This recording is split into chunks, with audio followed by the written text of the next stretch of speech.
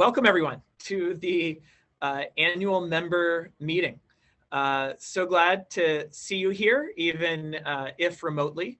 And the purpose of this meeting is normally to gather and connect, but also to reflect on what has happened over the year, to report some of the fundamentals as far as financials and those sorts of things, to celebrate and make note of some of the points where we need to have recognition, or we want to share successes in the programs and tools and things that we've had.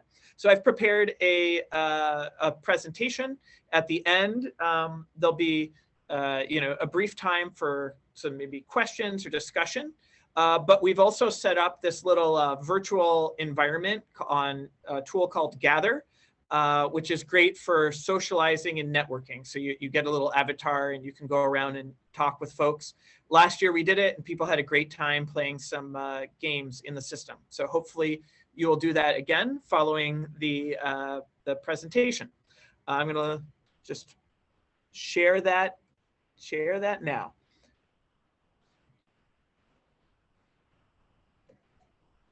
All right. You should be seeing the presentation. All right, so in a nutshell, it should be no surprise to anyone that it was a year with some headwinds ongoing with the pandemic. When we had planned the year, we had really hoped that levels and the difficulties with COVID would have lessened. And so we had put an optimistic goal of 500 members. Well, we got to 400, which was up from our, it went as low as 320, but it was up from like 350. And we think in the conditions, that's a success. We still got a lot done. We had a lending library, media studio, shop tools, long-arm quilter, things like that I'll talk about more. Our success was helped because we were awarded the second PPP and the employee retention tax credit. We had some grants and other things that came in that helped us make up the gap for where we couldn't hold events and we couldn't recruit members in the way we wanted. And we had the Stanley Black & Decker grant, which I'll talk about. So those are some of the highlights. But really, in taking stock, one of the things we like to do is look at who we are. So here, we did a little analysis, and this is just of people who have submitted their address, which is not everyone, of course. But you see some maps, some heat maps, and it shows you that we really are, although we have a pretty large reach overall, and that's the map, the lower map, we are fairly concentrated in New Haven, and I've noticed very concentrated, particularly around like Orange Street and East Rock and those areas.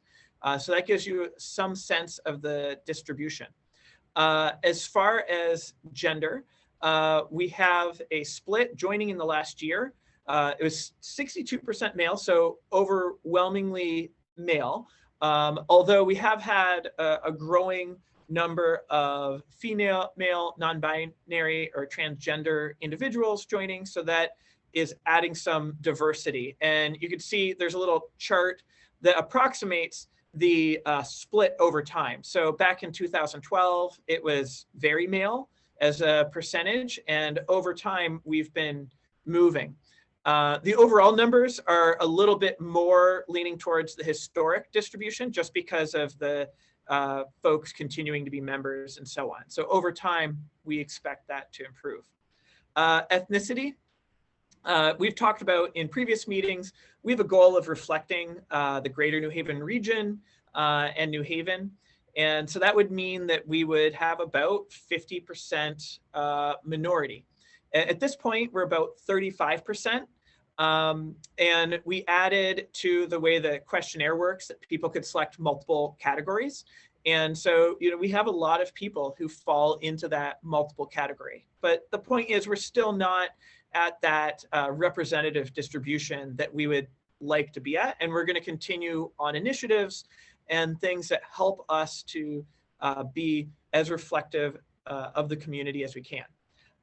We did the survey, and so this is a smaller set of numbers right now, but we've gathered more on, what people's interests are.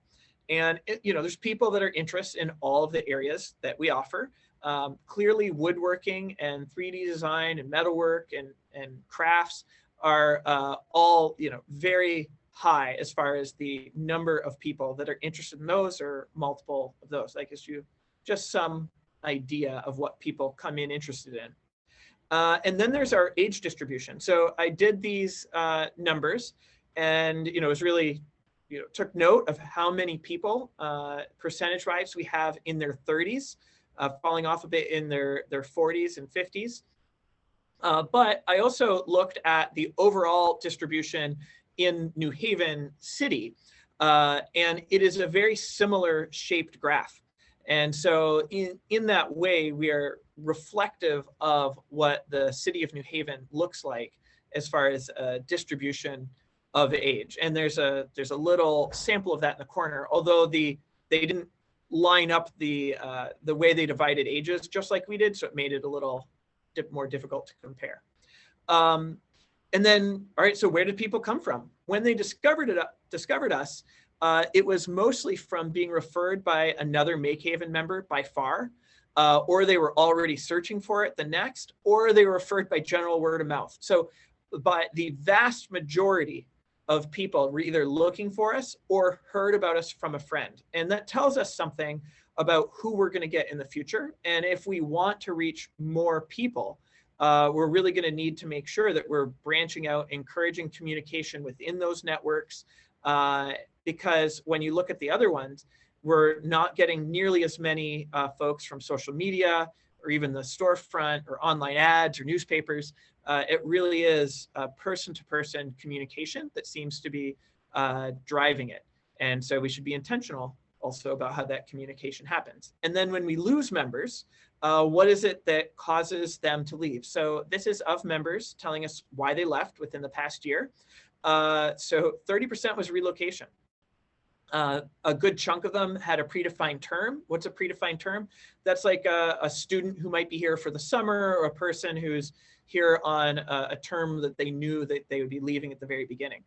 Some folks had just limited time personally, but very few people noted that it was a lack of a disengagement with equipment or a dissatisfaction with the community. There are some people that chose those, but those weren't by any means the leading causes of people leaving.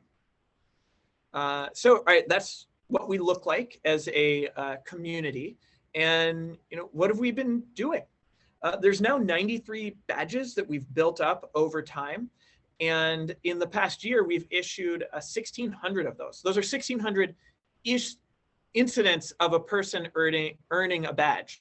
And there's been a steady climb in those numbers over the years, and a nice jump from last year. And then when you look at like how that breaks down and what badges are people getting, well, they're getting a lot of the woodshop badges. Now, the data is skewed because those are where a lot of the badges are. So it undercounts, of course, I'll talk about the undercount later, but you'll see a lot of woodworking badges in there, and it may not represent something that people can use more passively, like say the kitchen or other areas where you can do a lot of activity without the badging. And badging is by no way the only measure of people's maker skill or how they're advancing in the space. But I do like, it is a measurement we have. So I like to take a look at people that have really worked to accomplish more badges. And in the past year, the top 10 leaderboard is led by Kristan, who earned 51 badges. And then the leader remains the same overall, which is Corey Rice, who has the most number of total badges over multiple years, and many folks moving within those ranking. And so congratulations to everyone who earned badges, and particularly those who took it upon themselves to earn many. And so he's talking about counts and undercounts and imperfect data. So here's another example. these are instances of usage of your RFID card on various tools. And so here's really where not all tools, like the heavy duty sewing machine and the laser cutters, don't have an RFID reader on it, so they're not going to show up here. But this gives us one indicator of how utilization, actual usage, has changed over time. So during 2021, we see a lot of variation, but an overall upward trend in usage. And we see that usage is, there's a lot of usage in the wood shop, with the metal shop coming up behind it. So that's who we are and some of what we've been doing. Now, how this all has to happen involves some monetary necessities. And just to start with sort of celebrating the scholarship program. So this is a program where it's trying to meet the goal that everyone who wants to utilize MakeHaven for creativity has access regardless of the financial situation. And this means that we do reduced price memberships depending on the situation of the individual, and we do access to educational programs. So basically supplementing those programs. And during the past year, 71 individuals received scholarship support. And that was $21,000 in scholarships, most of it being for memberships, some of it being for Foundations of Fabrication or the sewing programs that we ran. And in 2022, so this year, we've actually surpassed our fundraising goal. We raised $27,000, a mix of individuals and some other institutional funding, but just a great place to be where we have the ability to continue to support people and meet them where they are at and be inclusive. When we look at where our income came from, this year was strong on grants still. And we've been very fortunate to be able to get grants. Education has become a little more of a significant piece of the pie, but still very suppressed. And we are planning very much for that to grow. And membership. Membership is really the biggest piece of the pie, and the piece of the pie that we want to grow, because that is the most sustainable source, is the people that use and care about the space to be the ones supporting it. Where grants can come and go, we think members are the place that I want to see the most income coming from, and supported by education. When we look at expense, well, it went into staffing. We have our 4 staff. Then it went into occupancy. So occupancy is the utilities, the rent, anything that would go around just the core part of being in our space. And then operations is the various supplies that we have and things we purchase around that. And then specific to education, and then buying stock that we resell. So that gives you a sense. There's some more detailed ones on the side that break down those. Being that membership is the most important aspect of our revenue and the one we think about growing, it's worth looking at this chart that I've shown in the past. And it shows over the history of MakeHaven how we have grown. It shows a little dip during COVID, but we are very happy to report back in the 400s, which really was a benchmark for us, and it shows us our growth. And we can project following, some equation of how it will fall off as we grow and as we reach capacity. But I expect we will get to that 500 number in the next couple of years. I mean, we may reach it sooner, depending how conditions change. But it puts us in a good space for very long-term sustainability, which is what it is about. It's wonderful to get grants, but ultimately we want to be in a place where we are member and earned revenue through education supported. On the side column, I just have year by year, how many people we recruited, how many we retained. And the point that I take away from this is that the longer someone is a member, the more likely they are to stay a member. So in the first year, about 36% of the people churn out in that year. The next year it's 30. And 5 years in, maybe it's you lose 15% of that cohort. And so the longer somebody gets to use the space, the more badges they get, the more things, the more involved they are. And so just thinking about how we grow this, I'll put a shout out for the bonus. So we do provide, if you are mentioned as a referral in the as a member, we give you a bonus for having referred a member. And so that's one way for us to lean into the word of mouth expansion. So now we talk about what we expect in the next year, budget-wise. Membership is, again, our most significant revenue. As a percentage, we expect grants to shrink, and we expect education to grow. We hope to bring workspaces. Those have been on somewhat of a hiatus, and donations as revenue centers. Again, on the expense side, the employees are going to be our most significant expense, followed by just the physical space of occupancy. And then it'll be running the operations of the education program.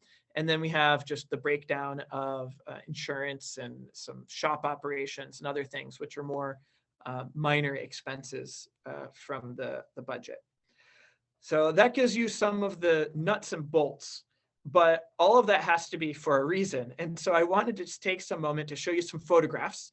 Most of these don't really have any narrative from me, but these are photographs of things people have done in the past year. And hopefully you'll be, as impressed as I have in the absolute breadth of what people have done and some of the detail and creativity. One I love is this the sweater that was made on the knitting machine, for example. We have our new quilter. This really has been the year of tufting. Lots and lots. I had to narrow down from the various tufting pictures that are out there. Large format printer has been well used. This is a whole collection of what the Foundations of Fabrication group did. Lots of great examples of projects in their work, board games, media.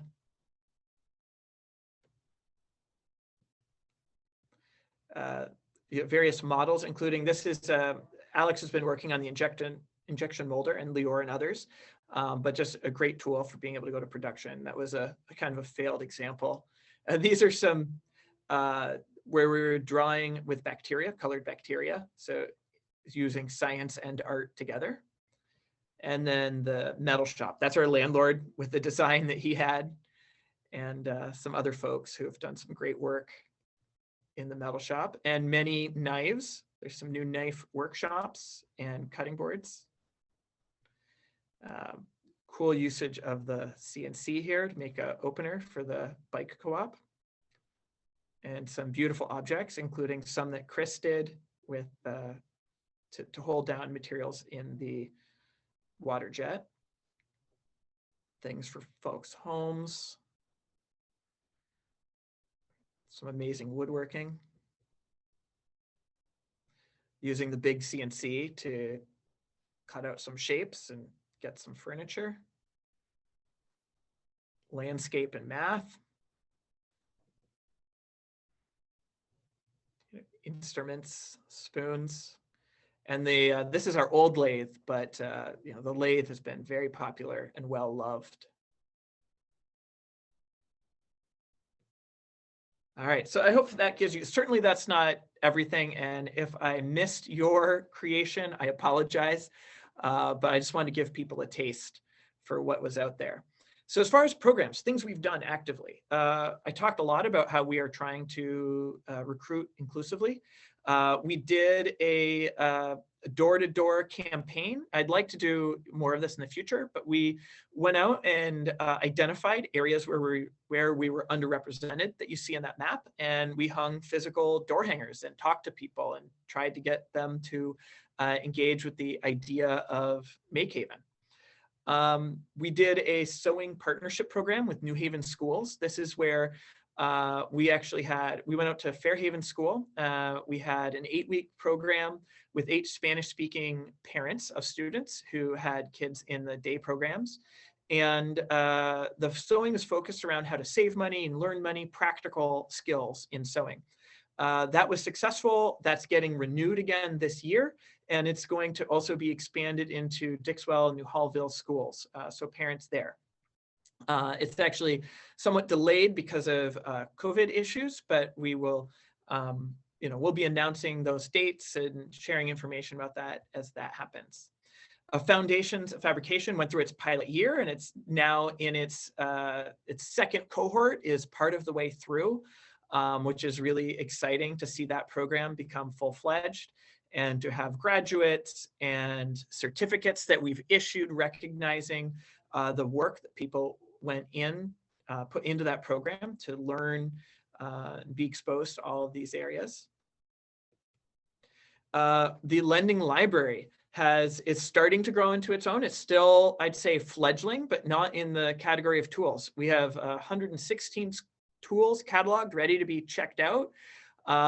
We've had 40 members sign up to utilize that resource. It is free for members as long as you return the tools.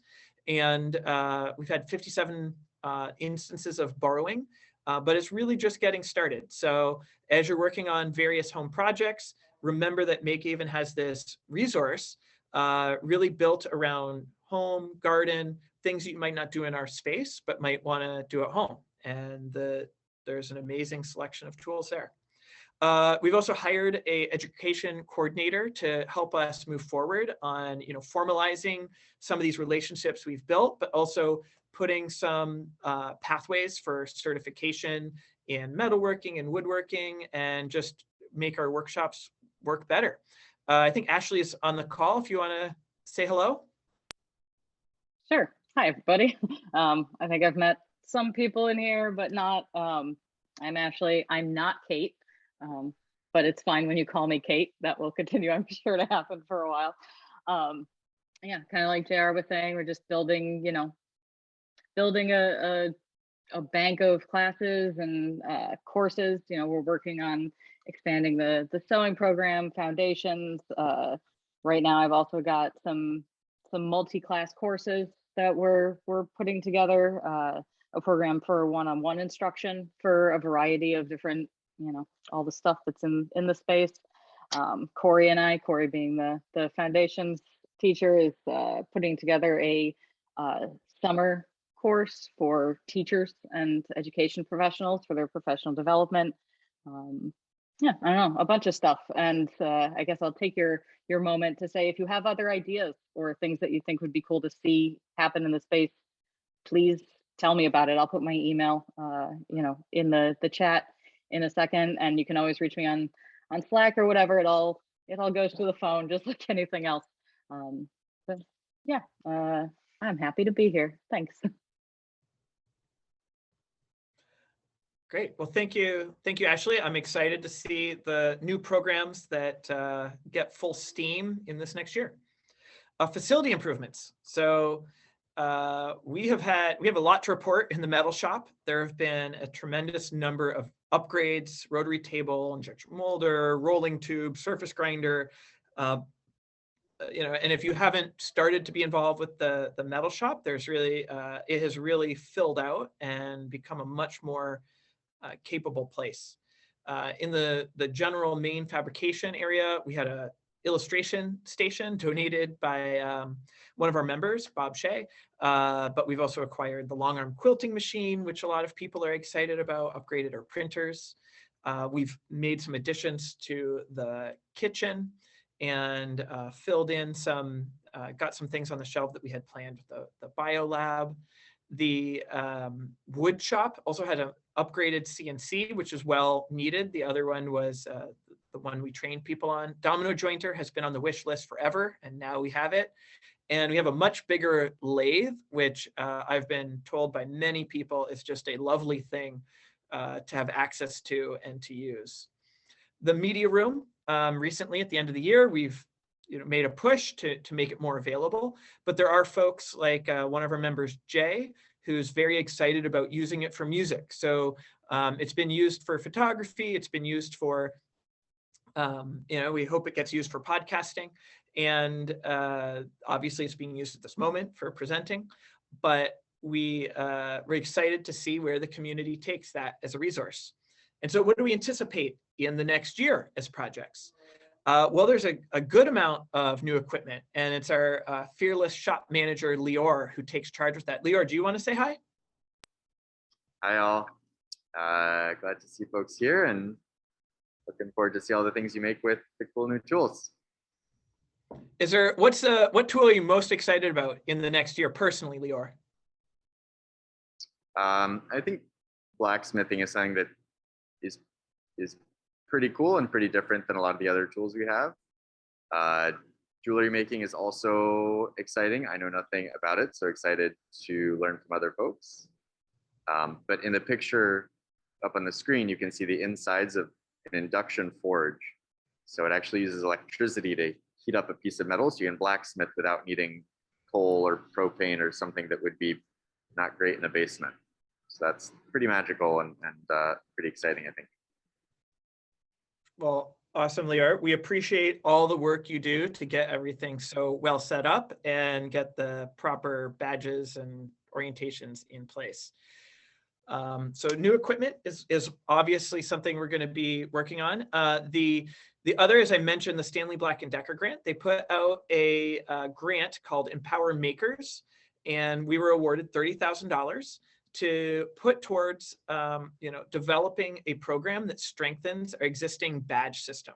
So this will be hiring a coach to help people set goals when they come in as new members or when they decide as existing members to step up their game, and then to help monitor their progress on those goals, and then to connect them to any sort of resources for their entrepreneurial or career ambitions after that. So trying to make it a real skill building resource that's relevant to career objectives. Precious Plastics is a program which is international, and there's little stations all over the world. You have to have certain tools. We now have those tools. It's a grinder, so we can grind up used plastic. We can then reform it using the injection molder, or the compression oven, and make all sorts of cool projects. Alex Murdoch, one of our facilitators, has been moving forward with this, but I think this next year will be the year where we really capture and make some cool things out of these plastics. It's also our 10th year anniversary. So we were founded in 2012, and that 10 years has been amazing. Here's a picture of one of our first events, gatherings in our first space. It was a lot more sparse, had a lot fewer members. We've come a long way. And to celebrate that, I hope the situation with the pandemic will allow us to do some sort of outdoor gathering, celebration where we can bring people who have been involved over a long period of time and just take note of that in a party-like fashion. So I hope folks are interested in that, let me know. And then there are more projects. So I've been excited about the woodworking careers. It's part of the education program. These are skill credentials we can start to develop in the wood shop. One thing that we have kind of come to light is the idea of a code of conduct. We have policies and member agreements and our various things that we've put on the walls that have come from different places at different times, but we don't really have a clear set of standards around what members expect from each other in interactions and so on. So that was an area we thought could be developed and would be the point of some discussion with members in the future. An outdoor patio space. We had hoped this would happen last year, but we're going to continue working with the landlord to really get a nice patio space, both for workshop and social interaction outdoors. The backdoor card reader, that is technically like 90% of the way there. And I hope, in February, we'll be able to enter our space through the back door, which will be a great convenience for folks that use, want to use that outdoor patio space, but also that use the garage. And one thing that we've been thinking about is we had committees that kind of went on hiatus once the pandemic started. It was the membership committee, the marketing committee. These are sort of functions that overlap a lot with staff work. And so it didn't necessarily work the best. So we've been thinking about, and we're seeking input on, if people have insights, if it would be better to orient some of our organizing volunteers around interest area groups. So for example, it might be the wood shop group and the metal shop group. We'd avoided that because we didn't want like teams competing for who gets equipment or anything. But I think actually aligning around people's interests and gathering volunteers and having conversations might be a good way to make those areas better, and be supportive and well complementing to staff work. So those are some of the projects. There's going to be more, but that gives you an idea of what we think about in the coming year. And let's talk a little bit about recognition. So sponsors deserve a big thank you. As much as our goal is membership support for sustainability in the long run, CT Next, this is a state innovation fund, and working with the New Haven Innovation Collaborative, have been a major supporter and really made this possible. And they support us because we help early entrepreneurs and creatives and for what we do in the community. So we appreciate that they recognize the value. We appreciate that they've supported us with equipment and staffing. And so they are at the top. Likewise, Acuity Brands, they've shared, they rented space from us. They gave a sponsorship donation. Many of their staff have been involved and helped us with projects like getting the helium system working. And then Stanley Black & Decker, who I've talked about some of the ways that they have supported, but these are each organizations who have helped us in the past year in big ways and deserve recognition. The Entrepreneurship Foundation gave some prizes for some events we held, and Town Green District support us as well. We've also we had some free beverages donated and our parking discounts from Park New Haven. So those are all thank you to our sponsors.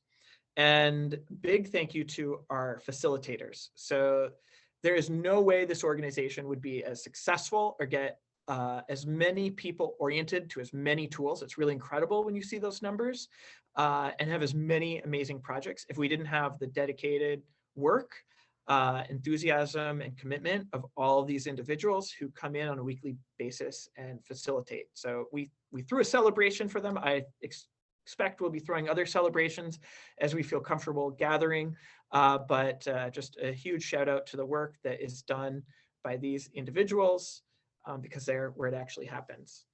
A little more of a somber note is to just remember Steve Buddha, a member who died in a climbing accident. His enthusiasm for MakeHaven and the hobbies here led his family to decide to designate MakeHaven as a place where people could give in honor of his memory. And there was $4,600 raised. And these donations, in consultation with the family, are going to go to support some tools that they agreed he would enjoy. And that's going to be a bike making fixture, induction forge, and a tube roller. And then there'll be a plaque that notes his memory.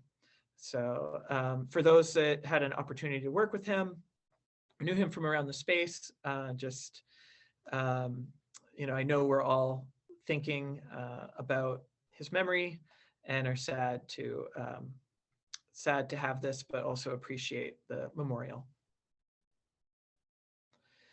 As far as engagement, we want to make sure that you can be heard, and there's lots of mechanisms for being heard. So first of all, I mentioned the survey. Annually, we try and get people's opinion, like, are you enjoying it? Are you not enjoying it? Do you have any general feedback? That is MakeHaven/survey. And we also collect demographic information that informed a lot of the data that I was using that I presented at the beginning. Also, if you have anything that comes up that doesn't fit that category, so anything at any time that you wish to report anonymously or not anonymously, is makehaven.org/feedback. And if there are just more like wishes, things that you hoped would happen, maybe equipment, maybe a class that you wish would happen, that you would like other people to see and be able to vote and weigh in on, that is MakeHaven/wishes, and that's a little voting system. So all three of those are great ways to be heard and to share feedback so that we can incorporate it into what we're doing. And if you don't know where to start, or those tools don't feel comfortable or right for you, also remember you can email or Slack or talk in person to the staff, we are here to listen. So please reach out where you feel it's important to be heard. Along those lines, just structurally, there's the staff, and then there's the board of directors. And so the board of directors are in charge of the governance level. They provide oversight to the work that I do. I am directly hired by the board of directors, and so they are my boss, and they are charged with the responsibility of keeping us as an organization on mission. And we nominate those individuals. They do not have to be members, although it's great to have members on the board. And it's great to have people from a variety of different experiences and a variety of different skills, whether it be, legal experience, marketing experience, community relations, lots of technical experiences. And you can nominate people, makehaven.org/nominate. So we'll be able to consider those individuals. Feel free to self-nominate. That is totally okay. And I think we might have a couple of board members with us. I'm pretty sure we have Joel. Do you want to say hi?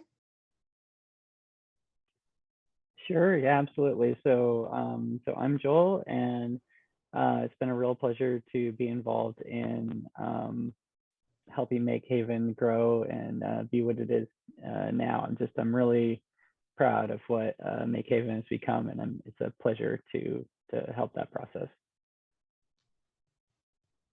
Great. Was there anyone else on the line that wanted to introduce themselves from the board? Well, I think with Joel, we can keep moving.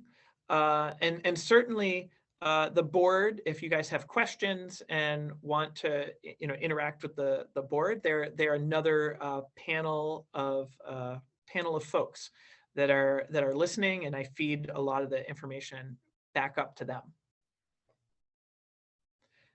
So now that takes us to that's the end of our presentation. We're going to move to networking, but Hey, I'm going to, yeah.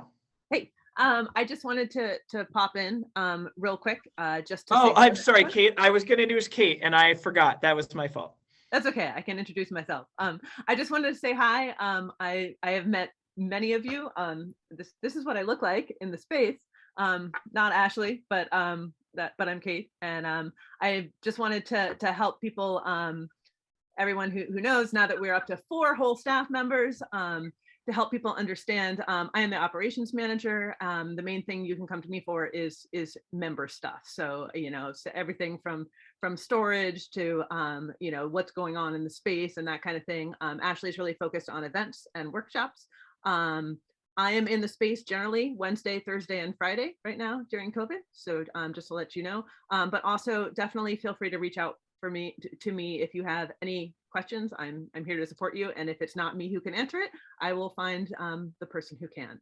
So also seconding, thank you all the facilitators. You all are wonderful. You make us go. I really appreciate all of you. And if any of you out there want to join the facilitating team starting in February, we will be recruiting for our next cohort of facilitators for the coming 6 months. You can do that. I'll put it in the chat, makehaven.org/facilitate if you want to apply, or feel free to check in with me. Yeah. Thank you, Kate. So we do have a couple of minutes before we jump. We're going to jump over to Gather in a couple of minutes, but if folks have comments or questions that would be for the good of all, we can entertain a few of them before we go into that one-on-one networking. And if there's stuff in the comments, please feel free to bring it to my attention. I have a quick question. I was looking at the salaries and wages component of the budget. And just curious, I think, Kate, you said that was like 4 full-time staff. And what's the rough full-time equivalent overall, like by the time that you include the full-time and part-time staff in that? So full-time and part-time? I mean, if the same number of hours was worked by full-time staff, how many full-time people would that cover is the question. Yeah, so we're all full-time with the exception of Lior, who's 30, which is like full-time. He's full-time-esque. And so yeah, so you could consider it pretty much 4 full-time people. And Got it. then everything else, like instructors and all that, is all on a contractual basis. So they're contractors, not employees. Got it. Yeah. Thanks. Yeah. JR, Other quick question. So I saw some questions in the chat regarding to the space and this expansion. What I'm wondering is, for context, what is our capacity for the space as it is now? when you say capacity, you mean a number of people that you can put in it? Yes. Or I do not have, so we do not have a designated fire capacity that I am, it would be in the like 80 people or something. I guess I could look that up, but we are not, in the way that we operate it, we are not likely to have that number be a concern. As far as the, we had other, you might be asking because we had put in other limits as far as COVID occupancy, which was not at all legally required, but we had decided to put in that in place, but we do not have occupancy requirements at this time. Okay, so that's great to know. So I guess I'll follow that up with a part B, which would be, if there were to be transitions for growth, if you guys have like a ballpark range of membership size, what size that may be. Gotcha. Okay, so I thought you meant capacity of the building. I think we're a ways off. There are a lot of idle times right now, or times where things are underutilized. In fact, it's beneficial to have people around because they can act as buddies and so on. I would say, easily, 500 is not going to be a question. We do see that there are some times, perhaps Saturday, or Sunday, where we get a little bit more of a bottleneck. We get more activity. In the wood shop, perhaps there are some times where there are more people than, especially if somebody's using a tool for an extended period. And we're looking at that and how you can space people out. But I think we are a ways from capacity in our current utilization. Now that's assuming not everybody comes in at once. If we threw a big party, we would be over our limits and if everybody showed up, but not everybody shows up at the same time. That's more than fair. Thank you so much for entertaining my questions. Hey, I kind of have a question in that vein. For those of us that try to schedule our work times when it's not busy, is it possible that we could get a look at that? Because everyone has to badge in. Do we have that data just so that if generally Tuesday mornings or Tuesday afternoons it's slow, you can kind of gear your work towards it? Or is that worth doing? Well, so the way that I actually do it is if you just Google the word MakeHaven and look in the side column on a desktop, it will show you a chart that is based on people's phone locations. And that will give you the best breakdown day by day on what hours are most busy, if what you're looking for is a general distribution. Cool. We have not, technically we could have the door report back. One project we're working on, which I didn't put on the list, is getting webcams in each of the key areas. And that's been, that would make it a lot easier as far as knowing if a tool's used and so on. I kept running into technical, you'd be surprised how you run into little hurdles with streaming. And I have a couple people volunteered to help me. Somebody else is a wizard in that area. I would love that assistance because there's little technical hurdles of streaming multiple cameras constantly have held that up. Cool, thanks. Other questions or comments?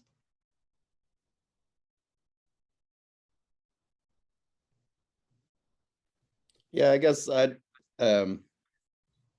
be curious what MakeHaven is doing to facilitate more activity Monday through Friday, 9 to 5.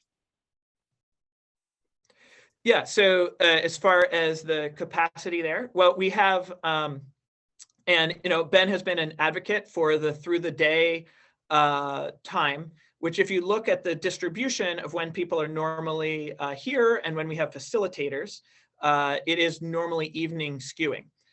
So we have a few facilitators that are available through the day, but certainly there are some gaps. I believe that the metal shop and like the CNC, you know, there's several tools that don't have daytime facilitators.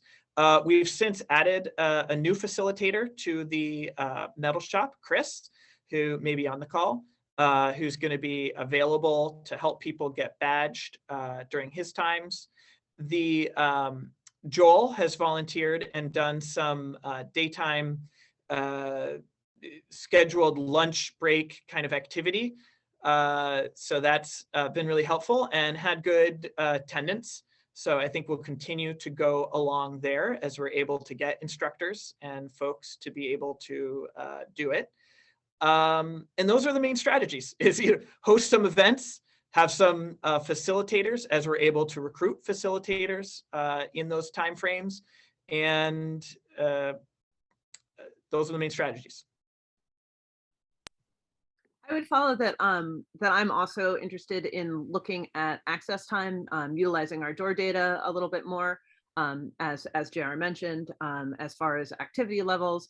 Some of it is a little bit of a chicken or egg kind of thing. I know that work schedules had changed for many people during COVID, and availability has changed quite a bit. But I think looking at the data there, and as well when we're pulling in new facilitators, looking at availability during the daytime for them as well is another piece.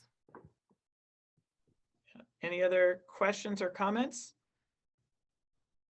Kind of feels like we might be at a natural place to yeah.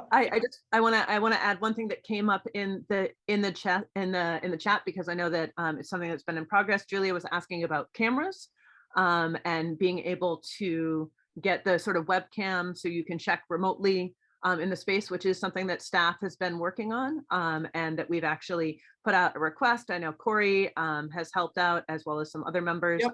It is one of our requests to try to get our so that you can computer look at the space. So if you want to say a couple words on that. I mean, yes, we are working on that, and I think you might have missed. I just comment on that, but we are that is on the list. It's high on the list. We have multiple people working on it. We're trying to figure it out, and yes, if you're a wizard, let me know. Okay, was there anything else that I missed? All right. If we hadn't missed anything else, so I encourage everyone. So we had a lot of fun with this last year. Gather, it's this little platform. You use like old school, your keys on your keyboard to move around, and you can interact with people that are close to you and have discussions. And if you guys come up with anything that's relevant, please feed it back to us, you know, about MakeHaven, or just have fun and network like we would if we were networking in person. So I think that link is both on the page itself for this event, but also I believe probably shared in the chat. Also, I will share it now. MakeHaven.org/gather should get you in, and I'll see you in there.